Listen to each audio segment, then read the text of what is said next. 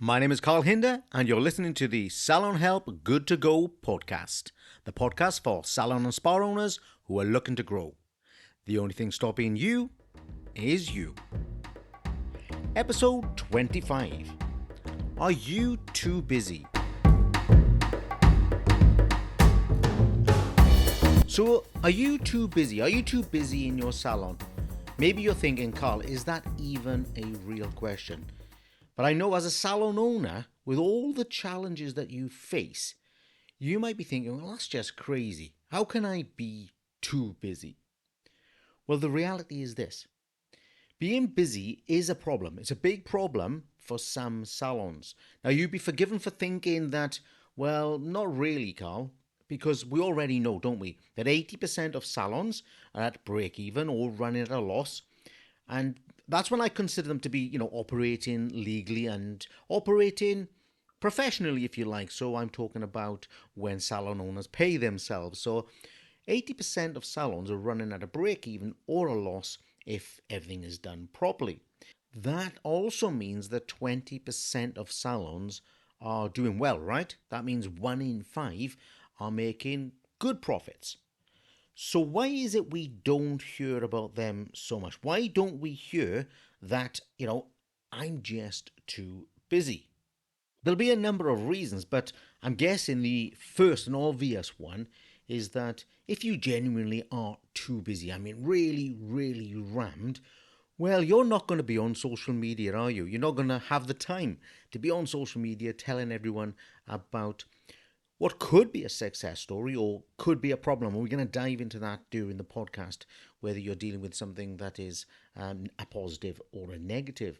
But we also know that good news is not usually revered, is it? It's not usually sought out. If we watch the news, maybe say the BBC, or actually, if we listen to some of the industry bodies, the associations and the federations, we operate at a very, very negative level. When we report something in the associations and federations, we often say things like 53% of salons reported that they're not looking to grow. However, why didn't we say 47% of salons say they are looking to grow next year? Can you see what I mean? On the news, just having a bit of fun with you, we don't report today in the UK there were no floods or that 10,000 trains arrived on time, or, you get the idea, something like that. And that's because we're built to zone in on the negative, and we do exactly the same in our industry, and social media kind of brings all that together. That also means that if you have a positive problem, or you have a success, as I'm going to demonstrate in a moment, then you're not going to feel like sharing it, are you? Because you've got to be careful that you're not seen to be bragging or saying, look, I'm doing so well, because people don't want to see you doing well. I know we as individuals think we want to, but I'm talking about as a society and even as an industry, we focus in immediately on the negative. All I'm saying here is we won't hear so much about the positive things because we are focused on the negative things. And by virtue of that and the way we react to people with either positive problems, if there's such a thing, by the way, positive problems, or with success stories, we kind of push them away. I know we want to celebrate them deep down because we're all good people, but we push them away when they market that, when they advertise that. Now, as a coach, I know this all too well. I love sharing the success of my clients. Maybe you think it's about my ego, but honestly, it isn't. I love to post these things because I think what it is, it's evidence that things can be done. It's evidence that others can do it. And it's my firm belief that if others can do it, you can absolutely do it as well. What I'm hoping is that triggers you to do something positive. It triggers you to be inspired because you absolutely can do it. However, alas, no. When I post these positive results, most salon owners or most comments, I'm guessing most salon owners don't comment at all, but lots of salon owners, how about that? start to make excuses. They say, "Oh, well, that's great. I'd love to see that kind of success, but it must be their area. They must have a much, much better area than me. My area, oh, we can't do that in my area. Or they must have more affluent clients because, my clients, oh, no, no way could my clients buy a product because my clients are all on some kind of budget." In reality, these things are really true. The things stopping you, and this is the whole thing about the podcast, right? You are stopping yourself because you believe the bad news. You believe the negative, if you like.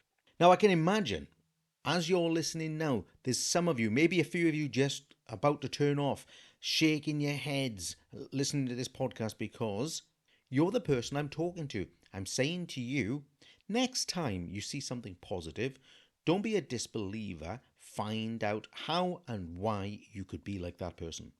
So, what about salons that are really too busy? Because whilst this is a problem, it's a great problem, by the way, it's still a problem. And as I coach, a problem is anything that doesn't behave in a way that you want it to. So, we've got a problem, but we've got to understand it. As in, what context are we too busy? So, let me give you an example. If you are a salon who is getting smaller, now that might be voluntary or involuntary. Maybe you've decided that you want less staff because it's less stress. Maybe your staff have left you. Maybe you don't want to work any more hours. Maybe you've cut down your opening days or your working hours and you're reducing. Now, if that is your strategy, you're going to be very successful at being busy, certainly for a good while until, natural selection kicks back in and clients decide what they're going to do. However, is being busy your objective? Do we really set out with the objective of saying, I'm going to have a busy business? Because without the other rewards, and those other rewards are things like financial rewards and also time freedom rewards. So without those things, are you really achieving what you want? Now, if you're I'm going to call you a sole trader. When I say a sole trader, I mean you're working on your own. Or as I've been calling it for a while now, you have a job without a boss. So a job without a boss is that you're a technician, a therapist, a hairdresser, you're working hard, but the money stops when you stop. So if you go on holiday, there's no money coming in. If you retire, the money stops. If you get ill, the money stops. So if you're a sole trader, and this is your choice, by the way, hey, that's cool. That's all good.